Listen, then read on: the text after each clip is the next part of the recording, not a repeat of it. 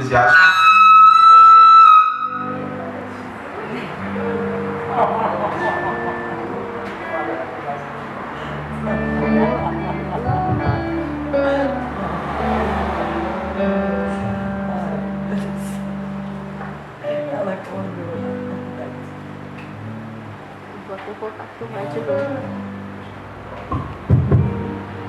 Eclesiastes capítulo 3.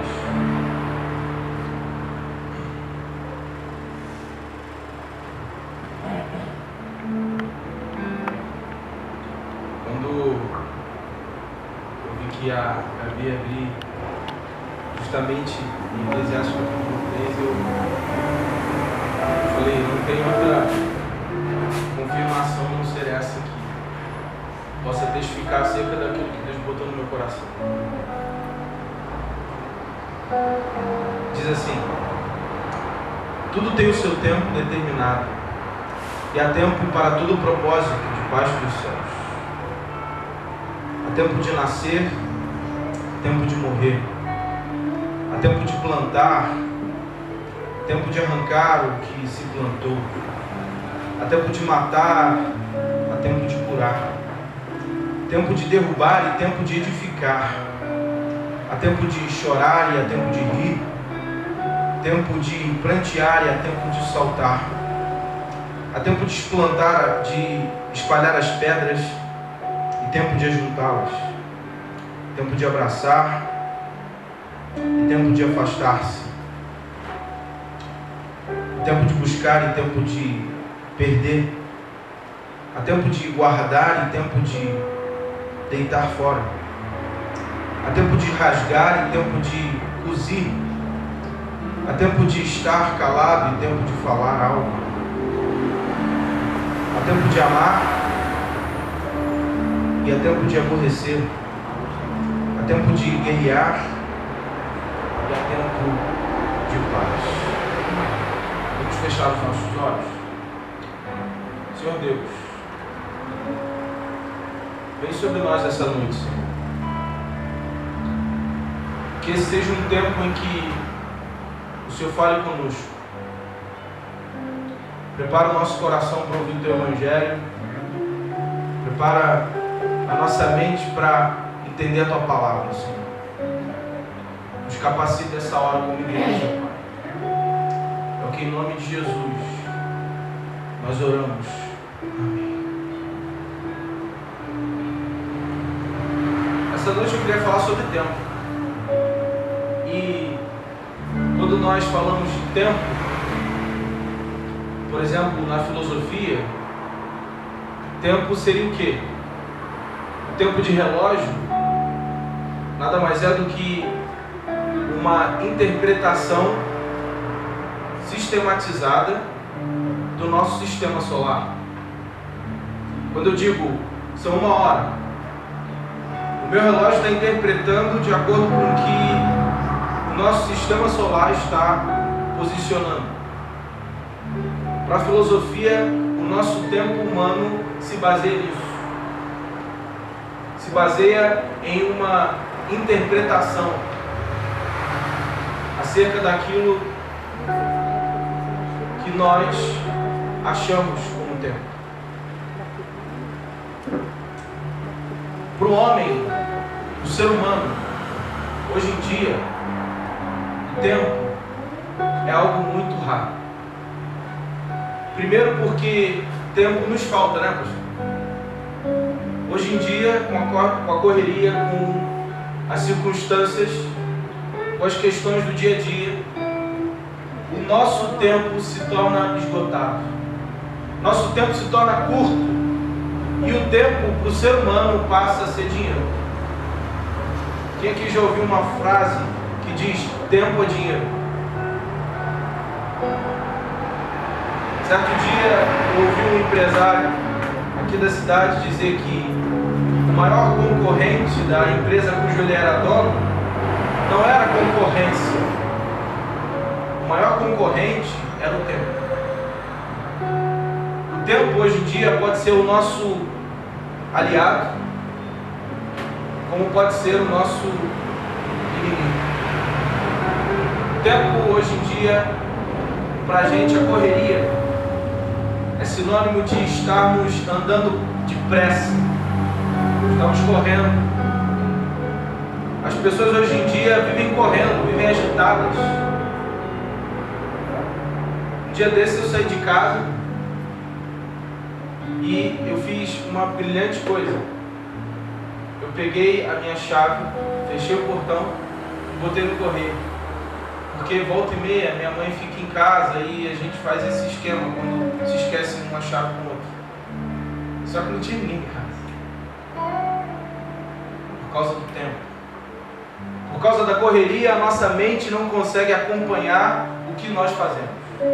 Por causa da correria, nós não conseguimos fazer com que o nosso tempo seja bem administrado. Isso se chama tacocracia. O que é tacocracia? Do grego takos, tem até uma de Thiago agora, que é a ditadura do rápido. Tudo tem que ser rápido. A geração fast food, eu costumo chamar de geração miojo. 3 minutos.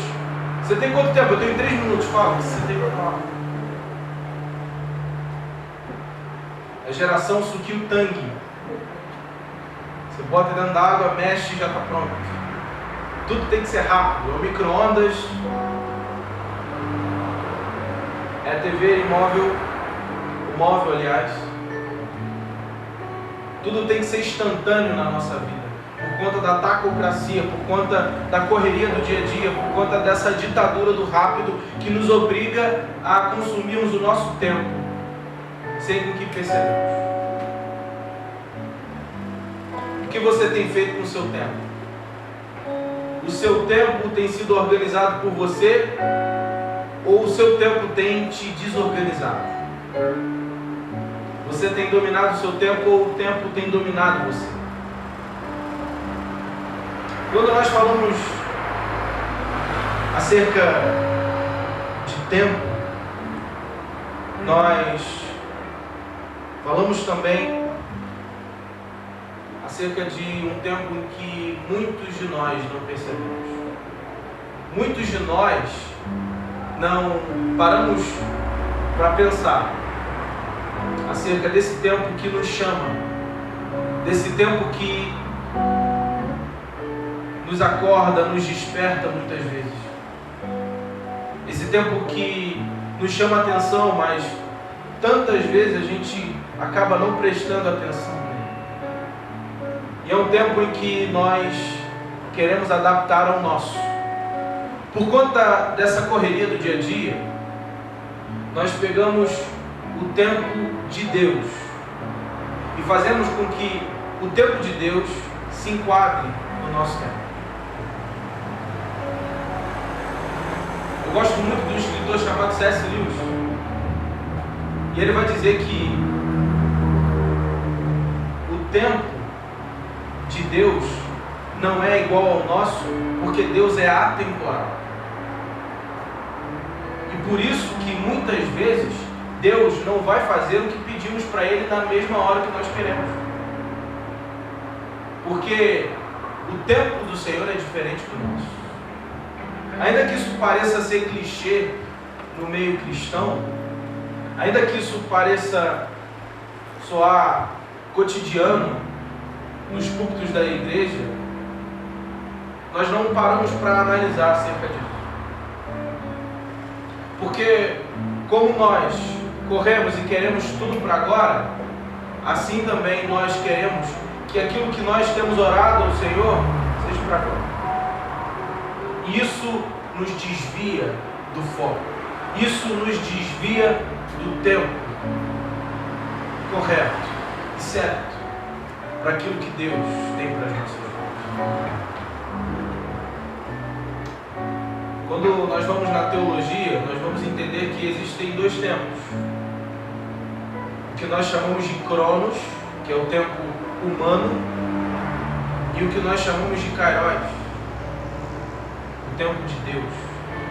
O tempo em que nós custamos obedecer. O tempo em que nós não queremos nos enquadrar. É o tempo de Deus. Eu tenho uma interpretação pessoal, mas eu acho muito interessante o que se diz em 2 Pedro, capítulo 3, verso 8 ao 9.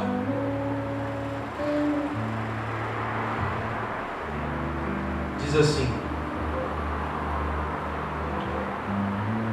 contudo, amados,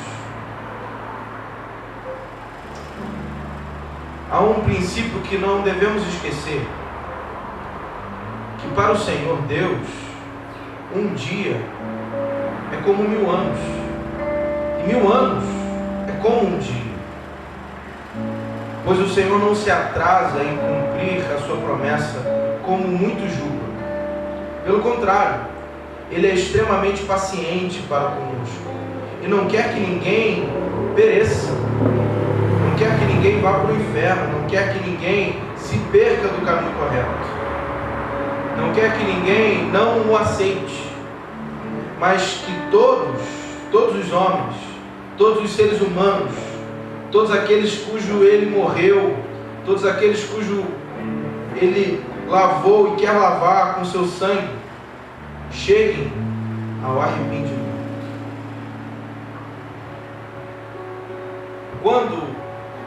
Escute isso, quando nós morremos, para a gente que está aqui vivo e ver a pessoa que morreu, Jesus está demorando muito para voltar. Olha só, estamos em 2017, há 2017 anos, Cristo ainda não voltou. Eu já vi muita gente falar isso, inclusive muito ateu. Cadê Jesus que não voltou? Sendo que para aqueles que já morreram, Cristo já voltou. Por isso que é como um piscar de olhos, porque quando nós morremos, nós saímos do Cronos, que é o tempo humano, e vamos para o Kairos, que é o tempo da eternidade, é o tempo inexplicável, é o tempo de Deus. Sendo assim, a ressurreição para aqueles que já morreram já aconteceu.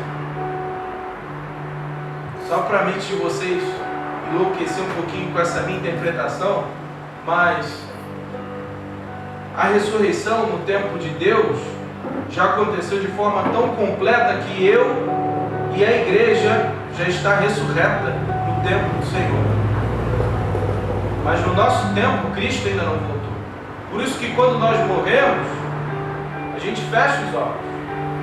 Mas é como se fosse um piscar de olhos. Porque quando nós abrimos, já estamos na ressurreição. Uma vez me perguntaram o que tem depois da morte. Eu digo, a ressurreição. E eu creio nisso. Mas o que eu quero dizer por isso? Eu quero dizer que, assim como está explanado em 2 Pedro, capítulo 3, nós, muitas vezes, achamos que as promessas de Deus, que aquilo que Deus um dia falou conosco, não aconteceu e que isso está demorando demais. Mas nós devemos entender o que é? Que Deus tem o tempo dele. Um dia não é como um dia para Deus, ainda que seja como um dia para a gente. Nós devemos entender que no momento certo as coisas que Deus tem para as nossas vidas se alinham de acordo com a vontade dele, se alinham de acordo com o tempo dele. Talvez você, muitas vezes, em meio aos problemas que nós vemos nos noticiários, pergunta: Senhor, por que o Senhor não voltou logo? Por que o Senhor não volta logo e arrebata a tua igreja? Mas assim como nós lemos em 2 Pedro, Deus tem um tempo dele. Deus tem um momento dele. Não adianta a gente empacotar Jesus no micro-ondas e falar 3 minutos.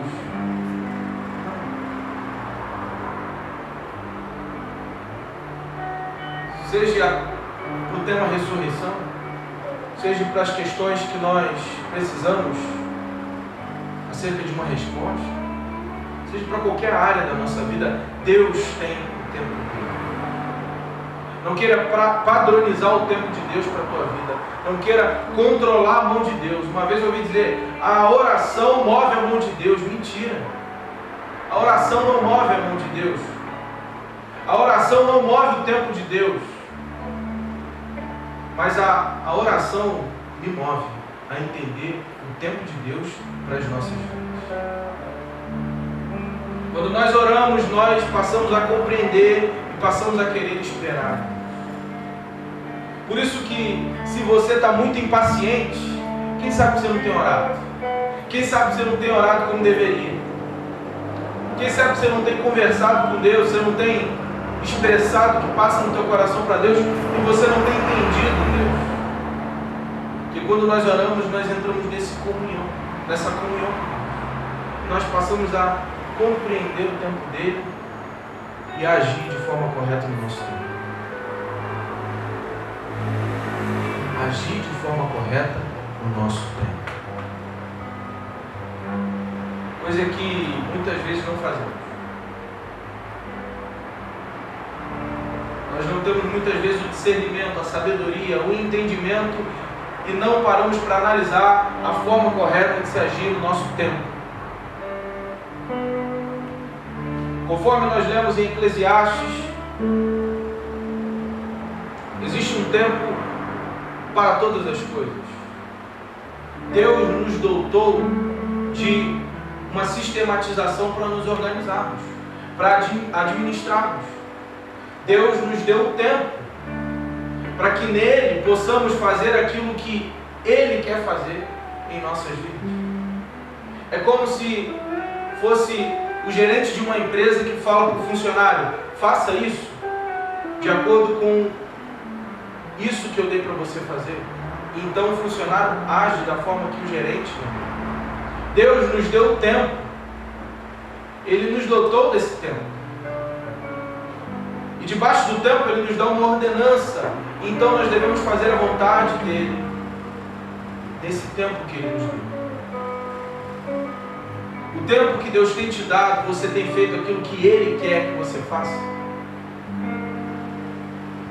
Será que nós temos feito a vontade de Deus para as nossas vidas no tempo que Deus nos deu? Porque é muito fácil a gente fazer a nossa vontade.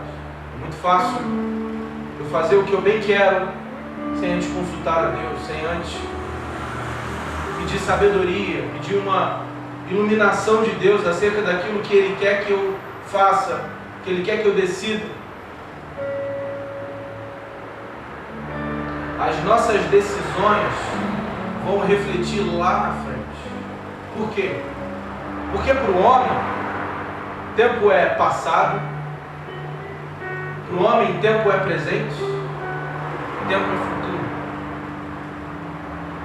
E Deus quer nos encher de sabedoria santa, para que possamos saber lidar com o nosso passado, tomar as atitudes corretas no presente, dar o nosso foco no presente, aproveitar o nosso presente, entender o tempo do presente e com sabedoria não possamos cometer os erros do passado lá no futuro.